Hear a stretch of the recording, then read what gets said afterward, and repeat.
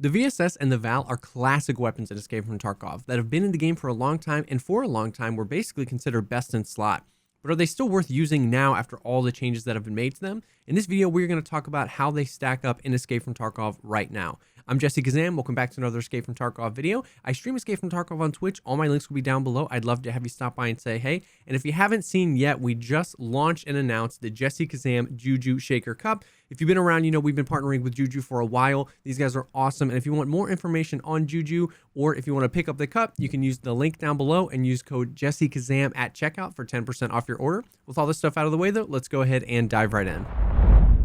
So, of course, nobody can tell you what's worth it for you to run. You might decide that you like the recoil pattern of one gun over the other. You don't mind the price because you have the money. You might enjoy this style of gun versus the other. Nobody can tell you what's worth it for you to run. Just enjoy what you run in Tarkov. That's kind of the point of it. There's so many freaking guns in this game. Just run stuff that you want to run. But enough changes have been made to these guns over the past year or so that I felt it warranted a discussion about these weapons, especially since they, in the past, have represented both ends of the spectrum. That the VSS and the VAL were at one point considered basically meta Chad destroyers, like you could just annihilate people with this at close to medium range. And even the VSS, I did a whole video about how this could be considered a budget gun when purchased off the flea market with the 20-round mags and the right ammo. You could spend very little and get something that absolutely destroys. And since it represented both ends of that with all the changes that have been made, I felt like we should take a look at them. So even the base kind of stock standard stats of the guns have been affected, in addition to ammo availability, the price of things like the mags, the price of the guns themselves, and a lot of other things. But the base stats you can see kind of got nerfed. We're in that 71 to 75 vertical recoil. They're very similar, and of course we all know that, you know, same fire rate, same effective distance, same muzzle velocity. We know that these are effectively the same gun with some small changes like modularity and designation and stuff like that. But you know, the ergo and the vertical recoil of these are close enough to basically be identical. And 71, 75, that's quite a bit, especially when you can get, you know, M4's HK to the high 30s, and even some stock standard SMGs come with something in like the low 30s for vertical recoil. So these definitely feel a bit on the higher end for the recoil.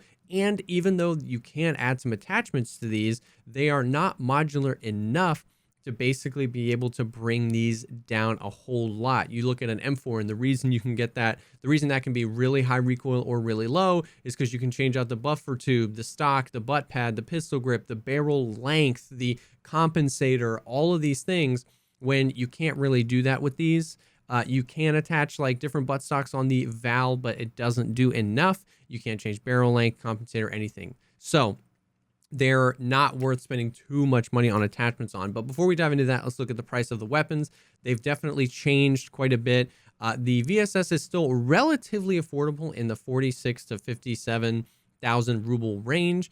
It really just depends on how many people are trying to purchase this at one time. You can barter for the VSS from Proper, and these aren't necessarily terrible barters, but since this gun is around the 50,000 ruble mark, it's probably not worth it. You should probably just go ahead and pick it up if you're interested in that.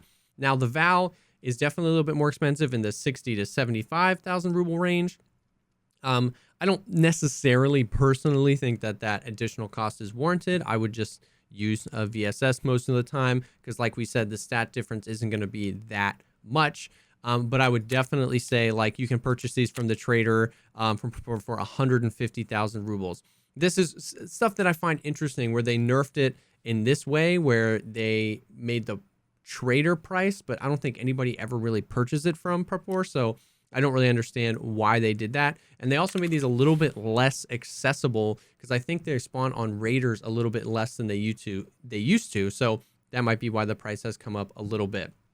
We can look at things like the mags have, for the most part, stayed the same in the sense that the 20-round mags are very affordable. At about 8,000 rubles, you can buy 9 of them. And the 30-round mags, which are, you know, you have to get proper leveled up all the way, are 40,000 rubles. You can only buy 6 of them. And the flea market prices reflect that and go up even higher. These guns shoot really, really fast. And those magazines, those 30-round magazines are incredibly expensive. The ammo for the VSS and the VAL have also gone through some minor changes, but they still stack up in the same way, with SP5 being the lowest tier with 38 pen and 68 damage. 38 pen is really a lot for the lowest tier ammo of a particular caliber. 38 pen is going to be reliably going through most face shields in the game, class 4 armor in just a few shots, and going to be kind of like really chugging down class 5 armors. But, you know, high tier stuff it will struggle with a little bit. SP5 is also the cheapest, incredibly cheap at, you know, 200 to 500 rubles a round, depending on, you know, if you're buying off the flea market or if you're getting it from proper. But you can buy as much as you want from proper, so I don't know why you would ever pay more. SP6 is kind of like the classic round that people use the most. 700 a round, you decide if that's worth it to you.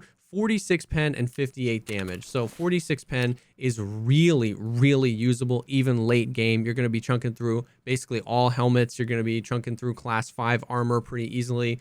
It's just a matter of how many shots you're going to hit, and you got to be accurate with these guns because they shoot really, really fast. SPP is the next one up. SPP is definitely more expensive, sits around the 1,000 ruble mark. You can buy this from Purpur for about like the 1,200 ruble or something like that per round, but obviously on the flea market it ends up being a little bit cheaper. 50 pen, 64 damage, definitely going to be reliably going through class 5 armor at that point. It's really up to you to decide if you want that extra 4 pen from 46 to 50 for the extra price. I think for the most part, the consistency of being able to go through class 5 armor and stuff like that is probably worth it. And then BP all the way up at the top end with 55 pen and 60 damage.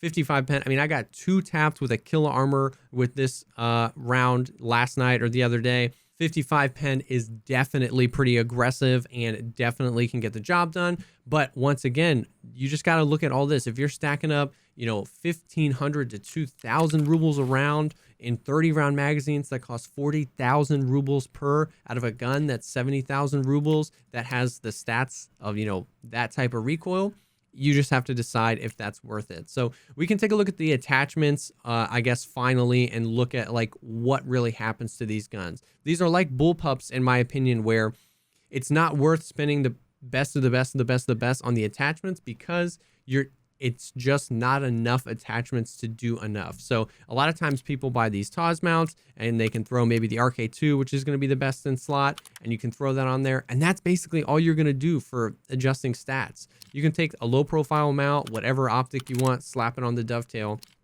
But that's really all you can do. You can add a flashlight and a laser to help that, you know, point fire accuracy. But that brought us from, you know, 75 vertical recoil to 69 vertical recoil. Nice. And the ergo down a little bit. A lot of people will just run shifts on these because it still adjusts the recoil a little bit, but you get a little bit extra ergo. But even then, we're talking such small numbers here for ergo and for the recoil that they're not going to be hugely noticeable. Now, you can replace the pistol grip and put a buttstock on there, but even if you did that, you're still really not in that great a territory as far as stats. Like if we put the buffer tube on and then put the PRS Gen 3, which is the best in slot, you're still only down to 66 vertical recoil. Even if you wanted to put an RK2 on there, 63 vertical recoil. So these are not laser beams. And given that, and given all the kind of changes around these guns, my thoughts on these guns are actually not that they've necessarily been way over nerfed. It's actually that I think that they're relatively balanced guns, that these guns with how fast they shoot aren't really supposed to be mid to long range laser beams. These guns still shoot very, very fast. They shoot ammo that can be really, really good and devastating. And these guns currently are still close range machines. If you're in dorms, if you're in the resort, or if you're in one of the buildings in reserve, if you're on factory, these guns can absolutely annihilate people. If you've got good point fire, if you're, you know, aiming down a hallway and somebody's still close, these guns can absolutely destroy. But with that additional recoil, it makes them much harder to use at mid range, and that makes them more situational. And in my opinion, that makes them more balanced, because that kind of was the problem, is that for a while, it was just shooting an amazing round, really, really fast, and you could kind of just laser beam it out to even medium distances, and that was really hard to counter. So really, with it being more of a niche gun and a niche, like, situational gun more than a niche gun, it really just comes down to, is it worth using to you when other guns that exist that maybe fill all the roles? And I think that that's like a common theme through Escape from Tarkov. We talked about this in the Vector video, where you don't want to break everything around something that's broken to make the broken thing feel less broken. You want to fix everything around it, and then eventually things will just be fixed. I think that for the vision of Tarkov is that we don't want guns that serve every purpose. The M4s and the HKs serve every single purpose. They're really good close range. They're really good long range. They have really good ammo. They have really high capacity mags. They just kind of fit everything well. And it's totally understandable that when guns in the game exist that fit every single category well, that guns that maybe only fit one or two categories well aren't necessarily something that people use a lot. So I think that was kind of the purpose of this video, is that they did change a lot with these guns, and maybe, some of these mags are too expensive, or maybe the gun's price went a little too high, whatever.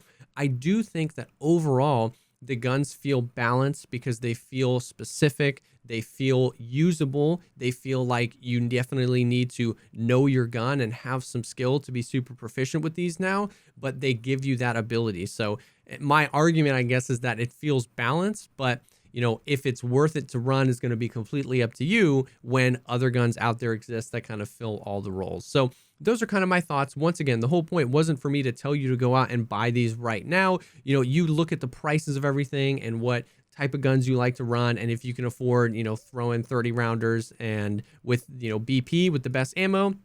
If you still want to try, the old budget VSS loadout with, no grip and the 20 round mags, and you just kind of run it, it's totally up to you. But I think that I would like to see more guns like this, where more guns fit a specific role, they fit that role well, and when you go into a raid, you're picking kind of what type of combat you want to get into. So those are my thoughts on the VSS. Definitely give it a try if you haven't in a while, and let me know what you think down below. And hopefully you can use these guns and wreck some PMCs in Escape from Tarkov. Thank you so much, as always, for taking the time to check out this video. If you liked the video, think about dropping a like, commenting down below, or subscribing to the channel for more content like this. I stream Escape from Tarkov on Twitch. All my links would be down below. I'd love to have you stop by and say hey. And if you're looking for people to play Tarkov with, our Discord server is an awesome place to be. That link is down below as well. Thank you so much again for stopping by, and I will definitely see y'all on the next one.